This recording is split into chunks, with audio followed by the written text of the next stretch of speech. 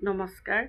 বৰ্ণিল যাত্ৰাপথত অভিজ্ঞতাৰ ডায়েৰীৰ অন্য এটি খণ্ডলৈ আপোনালোক সকলোকে স্বাগতম জনাইছোঁ। আজিৰ বিষয় হ'ল উৰুষা পজালৈ যেতিয়া জোনাক নামে।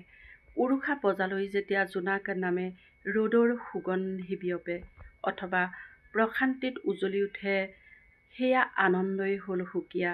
সেয়া সম্ভৱপৰ হয় একমাত্ৰ কষ্ট আৰু সাহসৰ যোগেদি, লগতে প্ৰতিশ্ৰুতি আৰু হেঁপাহ থাকিবই লাগিব। তেতিয়া সময়ে আনি দিয়ে ৰ'দালিৰ ঠিকনা, গতিময় তাৰ ইংগিত, সুদিনৰ আশা সকলোৱে কৰে। মনৰ বননিত যেতিয়া পোহৰৰ তৰংগই ঢৌ খেলে, তৃপ্তিৰ পৰিধিৰ মাজত সোমাই সাঁচতীয়া মৰমবোৰেও গজালি মেলে। চোতালৰ আগতে শেৱালিৰ সুগন্ধি বিয়পে, লগতে প্ৰভাতী পুৱাত সোণসেৰীয়া ৰ'দৰ আভাই বাধাৰ পাচিৰ ভাঙি উলাহৰ মাদল বজায়। সেই প্ৰত্যাশিত সোণালী দিন আহিলে সম্পৰ্কৰ সুবাসবোৰ উজ্জ্বল হয়, কঁপি কঁপি বৈ যায় স্মৃতিৰ ডিঙৰাবোৰ।